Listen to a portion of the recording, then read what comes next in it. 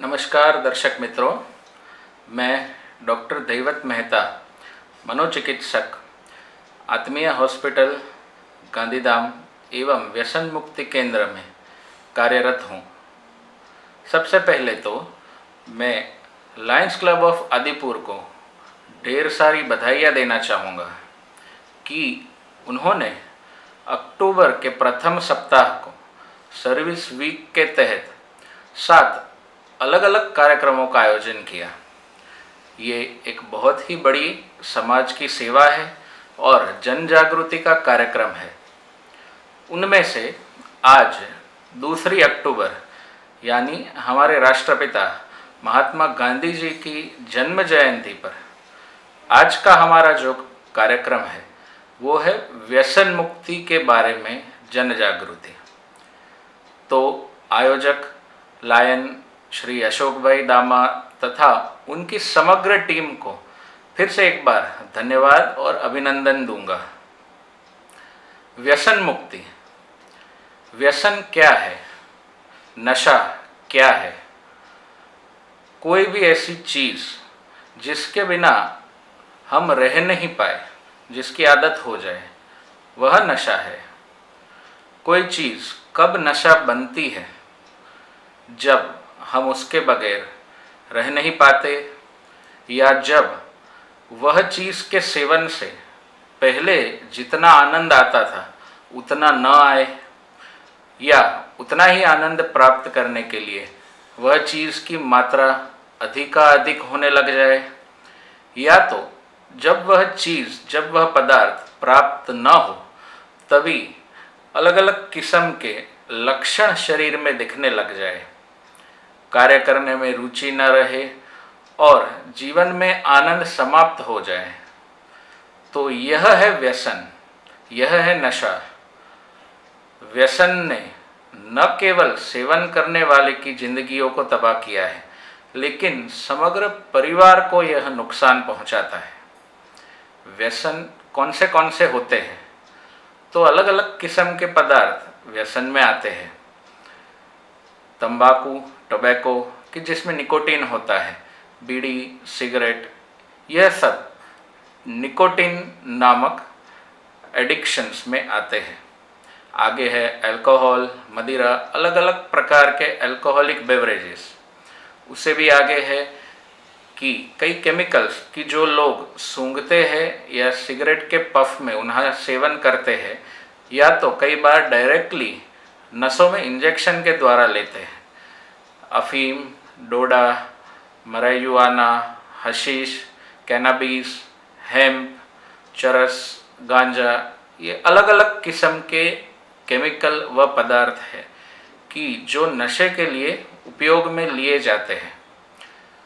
हाल ही में एक अलग किस्म का नशा भी सामने आया है और वह है स्क्रीन एडिक्शन या सोशल मीडिया एडिक्शन। इसमें कोई पदार्थ नहीं होता, लेकिन जैसे मोबाइल का उपयोग करने से, इंटरनेट का उपयोग करने से या फिर अलग अलग सोशल मीडिया वेबसाइट्स का उपयोग करने से नशे जैसे ही लक्षण शरीर में पैदा होते हैं और उनकी मात्रा कम होने से या इंटरनेट न मिलने से, सोशल मीडिया कनेक्टिविटी न मिलने से जैसे नशा न किया हो वैसी ही हालत शरीर की हो जाती है। तो ये एक नवीन किस्म का एक एडिशन है अलग अलग नशे में। आगे बात करें तो नशा कोई क्यों करता है? कई सारी बार हमने देखा है कि लोग यारी दोस्ती में, साथ उठने बैठने वाले लोगों की वजह से, या तो जो पीयर प्रेशर कहा जाता है कि अपने फ्रेंड सर्कल में घुल मिलने की कोशिश करने की वजह से या फ्रेंड्स के दबाव में कई बार सबसे पहला नशा लोग करते हैं। धीरे धीरे कब उसकी आदत लग जाती है यह पता ही नहीं चलता और फिर इंसान इसमें बंध जाता है। इसीलिए इसे गुजराती में बंधाण भी कहते हैं, क्योंकि ये एक ऐसा बंधन है कि जिससे इंसान छूटना चाहे फिर भी आसानी से नहीं छूट सकता और अपना जीवन तहस नहस होते हुए अपनी नज़रों के सामने देखता है, लेकिन फिर भी लाचार है। कई सारे केस में यह भी देखा गया कि मानसिक तनाव की वजह से, डिप्रेशन की वजह से, अनिद्रा की वजह से लोग व्यसन का सेवन करते हैं।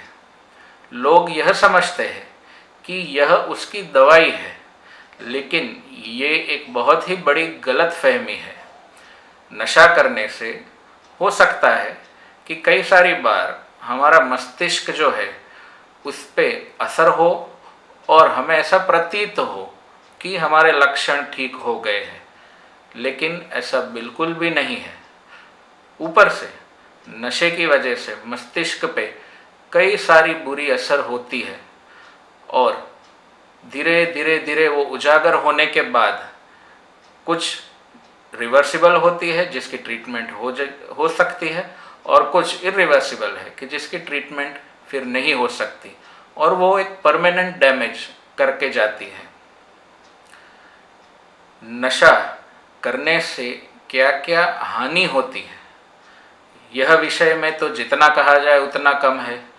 मेडिकल विज्ञान में बहुत ही सारे रिसर्च हुए हैं कि नशे की वजह से शरीर पे क्या क्या बुरे प्रभाव आते हैं।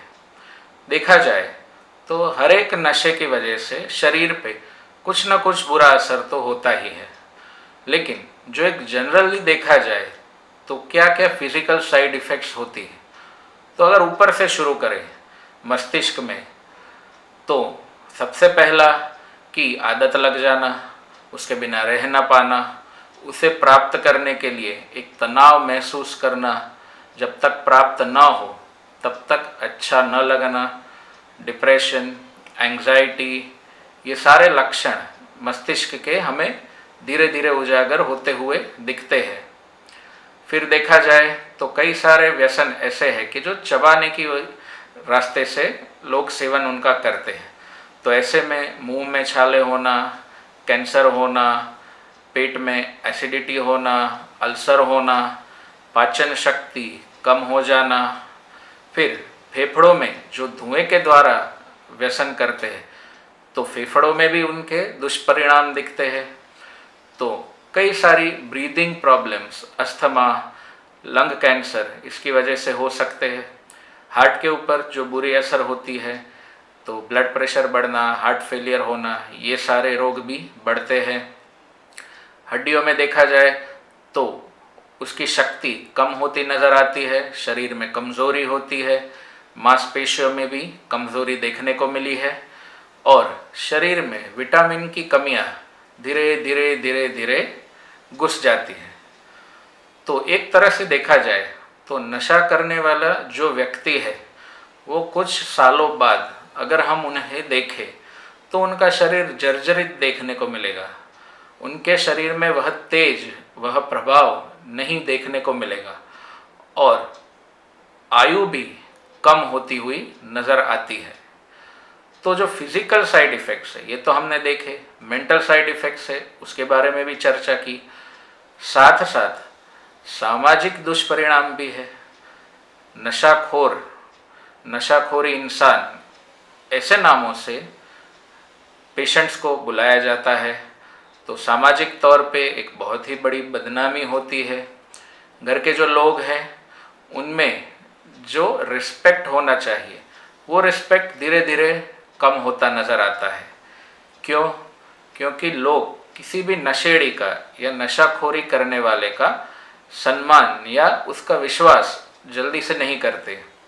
तो सामाजिक तौर पे भी जैसे अच्छे रिलेशंस को खो देना, आसपास में, परिवार में तथा आसपास में देखा जाए तो एक कम सम्मान मिलना, एक बदनामी मिलना, ये एक बहुत ही बड़ा साइड इफ़ेक्ट है। कई बार नशा करने वाले लोग यंग होते हैं, स्टूडेंट्स होते हैं, तो एक एकेडमिक साइड इफ़ेक्ट भी देखने को मिला है कि नशा करने की वजह से जो पढ़ रहे हैं उन लोगों में पढ़ाई के नंबर कम होते जाते हैं, याद शक्ति है वो धीरे धीरे धीरे कम होती है, मेमोरी पावर कम होता है और उनका एकेडमिक परफॉर्मेंस भी कम होता है। फाइनेंशियल एस्पेक्ट से देखें, आर्थिक दृष्टि से, तो अपने आप में बहुत ही बड़ा नुकसान है, क्योंकि नशा करने के लिए भी इंसान पैसा गंवाता है और फिर अपनी सेहत गंवाता है, और कई बार अपना जो कामकाज है उसमें भी उसकी कार्य दक्षता कम होती है, तो कई बार अपना जो व्यवसाय है, नौकरी है, वह भी गुमा देता है, और फिर बाद में मेडिकल ट्रीटमेंट या इंटेंसिव ट्रीटमेंट की ज़रूरत पड़ती है। तो ये सारी चीज़ें अपने आप में एक आर्थिक बोझ पेशेंट्स के ऊपर खड़ा कर ही देती है। तो व्यसन न केवल शारीरिक दुष्परिणाम देता है, लेकिन बहुत सारे अलग अलग आयामों में भी हमें नुकसान पहुंचाता है। आगे देखें तो हम इससे कैसे बचें। सबसे प्रथम चीज़ है कि जो भी नशा करने वाला इंसान है या पेशेंट है, तो उन्हें ये तय करना बहुत ही आवश्यक है कि उन्हें ये नशे में से बाहर निकलना है। सबसे पहला जो स्टेप है वो है एक फर्म डिटर्मिनेशन, एक तय करना बहुत ही आवश्यक है, क्योंकि जब तक कोई भी पेशेंट नशे में से निकलना न चाहे तब तक उसे निकालना बहुत ही मुश्किल कार्य है। और एक बार जब कोई तय कर ले, एक स्ट्रॉन्ग विल पावर बन जाए, तो मेडिकल ट्रीटमेंट के द्वारा भी उसे बचाना बहुत ही आसान हो जाता है। विल पावर की बात हुई, डिटर्मिनेशन की बात हुई, उसके बाद बारी आती है कि नशा अगर न करे तो शरीर में तकलीफ होती है, तो फिर उसका क्या किया जाए। कई सारे व्यक्ति, कई पेशेंट्स ऐसे हैं कि जो नशा छोड़ना तो चाहते हैं, उन्हें सब पता चलता है, उन्होंने दुष्परिणाम का अनुभव भी कर लिया, लेकिन वह एक मजबूरी महसूस करते हैं। तो जब वो नशा न करे तब उनके शरीर में अलग अलग लक्षण आने लगते हैं। ऐसे केस में मेडिकल ट्रीटमेंट आपको बहुत ही अच्छा फ़ायदा करा सकती है। मेडिकल ट्रीटमेंट अलग अलग किस्म से होती है। एक तो है कि सिम्टोमेटिक ट्रीटमेंट की जो लक्षण आए उनकी दवाइयाँ की जाए और उन्हें काबू में किया जाए। दूसरा है व्यसन मुक्ति की दवाई, कि जिससे नशा करने की तलब धीरे धीरे कम हो। कुछ व्यसन मुक्ति की दवाई ऐसी है कि जो नशे के जैसा कार्य शरीर में करती है, तो शरीर को लगता है कि नशा मिल रहा है तो शरीर स्टेबल रहता है, लेकिन नशे की जगह दवाइयों ने ले ली कि जिसका दुष्परिणाम नहीं होता, और वो धीरे धीरे एक कंट्रोल्ड तरीके से नशा मुक्ति के केंद्र के जो डॉक्टर्स है, जो स्टाफ है, वो कम करते जाते हैं और धीरे धीरे नशा मुक्ति की ट्रीटमेंट पूरी होती है, कंप्लीट होती है। साथ साथ काउंसलिंग की भी बहुत ही ज़्यादा आवश्यकता रहती है, क्योंकि केवल पेशेंट्स को दवाई दे देने से कार्य पूरा नहीं होता। नशे के बारे में संपूर्ण ज्ञान मिलना, उससे क्या क्या दुष्परिणाम होते हैं उसका ज्ञान मिलना, अगर वह नशा बंद करते हैं तो क्या क्या लक्षण आ सकते हैं, और ऐसे केस में वापस से नशा न करते हुए उन्हें किसे संपर्क करना और किस तरह से ट्रीटमेंट लेना, ये सारी समझ डी एडिक्शन की काउंसलिंग में दी जाती है। तो counselling, symptomatic treatment, de addiction की ट्रीटमेंट, और ज़रूरत पड़े तो कई बार इंटेंसिव ट्रीटमेंट भी शुरुआत में दी जाती है। तो नशे से निकलना एक तरीके से बहुत ही आसान है। पेशेंट्स को तय करना बहुत ज़रूरी रहता है कि वो नशे से निकलना चाहे। विज्ञान ने बहुत ही अच्छी प्रगति कर ली है, और शायद ही ऐसा कोई नशा है कि मेडिकल साइंस के द्वारा उसका उपाय न हो सके। साथ साथ में पूर्णाहुति की तरफ जाते हुए एक और बात कहूँगा कि ट्रीटमेंट में रिहैबिलिटेशन का बहुत ही ज़्यादा महत्व है। नशा छोड़ने के बाद इंसान वापस पहले जैसा बन पाए, नॉर्मल बन पाए, इसके लिए उसकी पूरी दिनचर्या अच्छे से सेट हो, यह ज़रूरी है। उसकी अलग अलग एक्टिविटीज़ हो कि जिससे उसके माइंड में कुछ एक्टिवेशन हो, कुछ फील गुड फैक्टर आए, ये भी बहुत ज़रूरी है। साथ में योग बहुत ही अहम है। प्राणायाम, ध्यान, मेडिटेशन, इससे कई सारे लक्षणों में एक सहायता मिलती है। जैसे कि कई बार घबराहट होती है, एंग्जाइटी होती है, मूड नहीं रहता, ऐसे कई सारे छोटे मोटे लक्षण जो व्यसन मुक्ति के दौरान पाए जाते हैं, उसमें ध्यान से बहुत ही एक अच्छा फायदा देखने को मिला है। शारीरिक तौर पे जो लक्षण रहते हैं उसमें तो फायदा होता ही है, साथ में जो मानसिक तौर पे जो तलब है उसमें भी ध्यान से, मेडिटेशन से एक बहुत ही अच्छा फायदा होता है। तो इस तरह से कई सारे ऐसे ऑप्शंस है कि जिन सभी का उपयोग करके इंसान बहुत ही आसानी से नशे में से बाहर निकल सकता है। तो आज के इस वीडियो का हेतु मैं यही समझता हूँ कि इस वीडियो को सुनकर हम सभी यह जागरूकता लाए कि व्यसन में से बाहर निकलना बहुत ही आसान है, बस कोशिश की ज़रूरत है। तो इसी के साथ नशा मुक्ति दिन पर आप सभी को इस अभियान के लिए बहुत बहुत धन्यवाद। सभी श्रोता मित्रों को भी बहुत बहुत धन्यवाद। Thank you.